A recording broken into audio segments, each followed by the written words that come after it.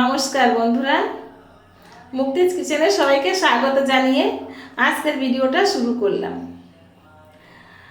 দেখুন, আজকের ভিডিওটা আমি একই মশলা দিয়ে দুটো রান্না করব। মশলাটা নিয়েছি দেখুন, সাদা সর্ষে, কালো সর্ষে, কাঁচা পাকা লঙ্কা, কিছুটা পেঁয়াজ কুচি আর কয়েক কোয়া রসুন, একটু লবণ ওর ভিতরে দিয়ে আমি মশলাটা মিক্সিতে পেস্ট করে নিয়েছি। আর এদিকে নিয়েছি দেখুন দেশি পুঁটি মাছ। পুঁটি মাছটা লবণ, হলুদ আর এই যে মশলাটা করে রেখেছিলাম, এর থেকে কিছুটা মশলা আমি এই পুঁটি মাছটার ভিতরে দিয়ে দিচ্ছি। আর একটু সর্ষের তেল দিয়ে এই মাছটা মেখে নেব। মাছটা ভালো করে মেখে নেব। আর এর ভিতরে কিছুটা কাঁচা লঙ্কা, চেরা কাঁচা লঙ্কাই আমি দিয়ে দেবো উপর দিয়ে, দিয়ে একটু চাপা দিয়ে রাখবো।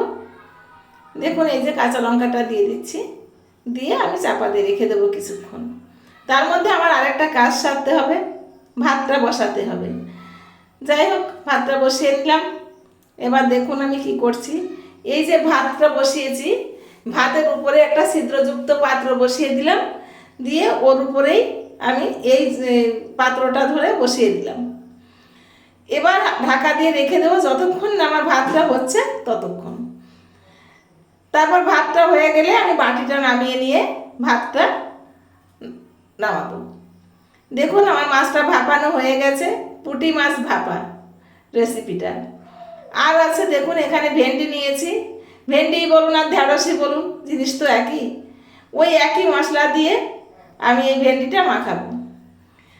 দেখুন এই যে আমি এর ভিতরে বাড়তি অ্যাড করেছি কিন্তু বন্ধুরা একটু জিরে গুঁড়ো আর একটু লঙ্কা গুঁড়ো আর লবণ, হলুদ আর ওই মশলাটা আর কিছুটা সর্ষের তেল, একটু চিনি, এগুলো দিয়ে আমি ঢেঁড়সটা ভালো করে মেখে নিয়েছি। আর কিছুটা খোসা ছাড়ানো চিংড়ি মাছও আমি ওর ভিতরে দিয়ে দিয়েছিলাম, সেটা আর দেখানো হয়নি, দুঃখিত। তারপর একটা কড়াই বসিয়ে কড়াইটা গরম করে কিছুটা সর্ষের তেল গরম করে নিলাম। তেলটা গরম করে তেলের ভিতরে ফোড়নে দিয়ে দিলাম কিছুটা পরিমাণ কালো জিরে। কালো জিরেটা ফোড়ন দিয়ে আমি ওর মধ্যে এই যে মাখানো যে ঢেঁড়সটা আমার ছিল ওটা দিয়ে দিচ্ছি। ঢেঁড়সটা দিয়ে বেশ খানিকক্ষণ কষাতে হবে। দেখতে পাচ্ছেন তো চিংড়ি মাছগুলো কিন্তু এখন দেখা যাচ্ছে, দেওয়ার সময় আপনাদের দেখাতে পারিনি কিন্তু এখন দেখা যাচ্ছে। যাই হোক বন্ধুরা, কষাতে কষাতে কয়েকটা কথা বলি। আজকের ভিডিওটা যদি আপনাদের ভালো লাগে আমাকে কমেন্টে জানাতে ভুলবেন না কিন্তু। আমার পেজটাকে ফলো করে আমার পাশে থাকবেন আর আমার চ্যানেলটাকে সাবস্ক্রাইব করতেও ভুলবেন না। আমার চ্যানেলটাকে সাবস্ক্রাইব করে আমার পাশে থাকবেন।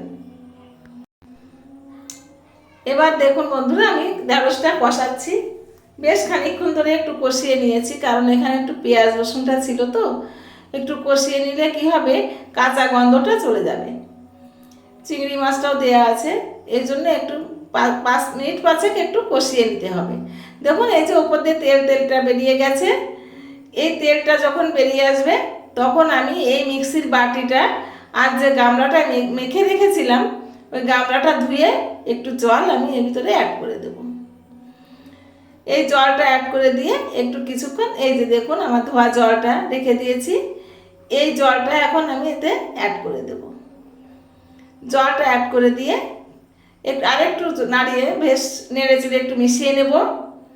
নেড়ে চেড়ে মিশিয়ে তারপর আমি এটাকে চাপা দিয়ে রেখে দেব এই মিনিট 5 মিনিট মতো রেখে দেবো, বেশিক্ষণ লাগে না রান্নাটা করতে।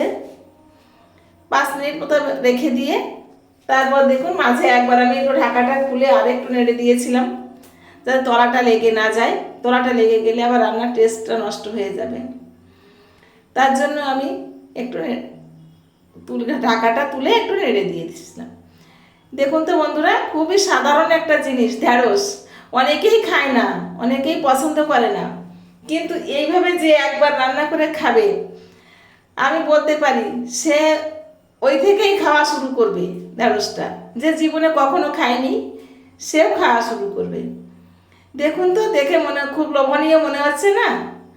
আর দেখে যতটা লোভনীয় মনে হচ্ছে বন্ধুরা, খেতে কিন্তু এর থেকে অনেক বেশি টেস্ট হয়েছে।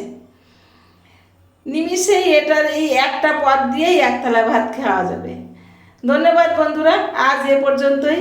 অন্যদিন দেখা হবে অন্য কোনো